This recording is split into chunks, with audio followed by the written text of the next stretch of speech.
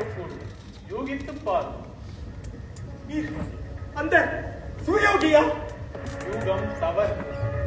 பிறகு யாழ்னி சொல், ஏன் இந்த விளையாட்டு? சொல்கிறேன். அதற்கு முன்னால் ஒரு கேள்வி.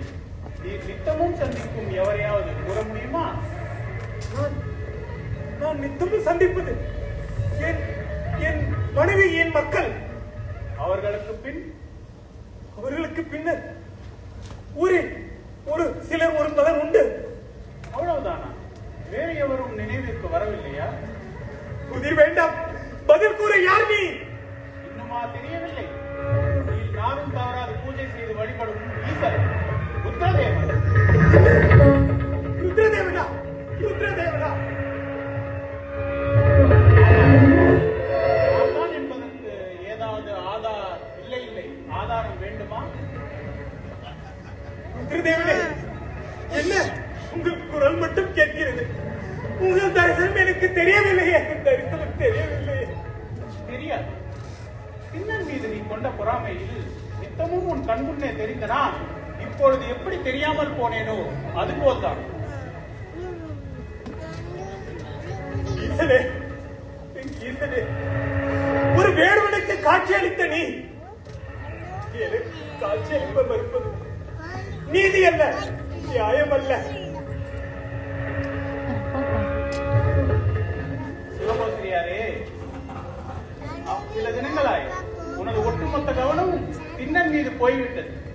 திண்ணனின் கவனமோ என் மீது விழுந்து விட்டது. இதை ஒப்புக்கொள்கிறீரா? நேற்று வந்தவன் திண்ணன்.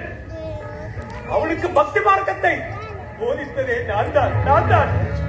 ஆனால் அவன் உன்னை விட இந்த பித்தன் மீது பித்து கொண்டவன், அதீத பக்தி கொண்டவன். தேவனுக்கு மாமிசம் படைத்தவன் அதீத பக்தனா? கூறு. அதை நீர் மாமிசமாக பார்த்தேன், நானோ அவன் உள்ளத்தை பார்த்தேன். கள்ளம் கபடமற்ற அந்த வெள்ளை மனம் பிள்ளை மனம். ஆக படைத்த பொருள் எதுவென்பது முக்கியமல்ல, படைத்த அன்பே பெரிதான், அதன் அறவே பெரிதான். விட்டு எண்ணிவிடலாம். அவன் ஆலயத்திற்கு வந்ததையும் உங்கள் மீது பக்தி காட்டியது. இங்கு எண்ணிக்கை பெரிதல்ல. ஒரு நாளே எனினும் திண்ணன் என் மீது கொண்ட பற்று நம்பிக்கை யாவற்றிலும் உயர்ந்து நிற்கிறான், சிறந்து நிற்கிறான், நிறைந்து நிற்கிறான். நீதான் என்னை கல் என்று பலமுறை கூறிவிட்டீரே. ஆண்டவா, அது திண்ணன் மீது கொண்ட கோபத்தான். முடிந்த வார்த்தை. இதை ஏற்பதற்கில்லை, அதுவே உண்மை. நேற்றைய பொழுதில் காற்றும் மழையும் கடுங்குளிரும் நிலவியது. அவன் என்ன செய்தான் அறிவீரா? தன் மீது வந்த வஸ்திரத்தை எனக்கு போட்டுவிட்டு தாங்க ஒன்னா குளிரில் அவன் நடுநடுங்கி நின்றான். கல்லுக்கு போற்றியதை பெருமைப்பட கூறுகிறீரா? பெருமைப்பட கூறுகிறா? சிவா, மன்னித்தருளுங்கள், மன்னித்தருளுங்கள் ருத்ரதேவரே.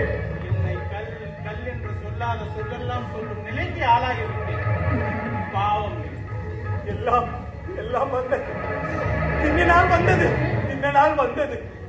இவ்வுலகில் நற்குணங்களை இழந்த ஒவ்வொருவரும் அதற்கு தானே பொறுப்பென்பதை உணராமல் பிறரின் மீது பழி சுமத்தி தப்பிக்க முற்படுகிறார்கள். அதில் நீரும் ஒருவர் ஆவீர். இறுதியாக நீர் என்னதான் சொல்ல வருகிறீர்? கல்லுக்கே கருணை காட்டிய திண்ணனின் பக்திக்கு முன் வேறு எவரும் ஈடாகார் என்றே சொல்ல வருகிறேன். அப்படியா கூறுகிறீர்? அதில் என்ன உமக்கு சந்தேகம்? உங்களுக்காக அவன் எதையும் செய்வானா? நிச்சயம் செய்வான். சிவகோசரியே, திண்ணன் எவ்வாறான பக்தன் என்பதை நாளையே உனக்கு நிரூபித்து காட்டுகிறேன். காத்திருப்பேன்.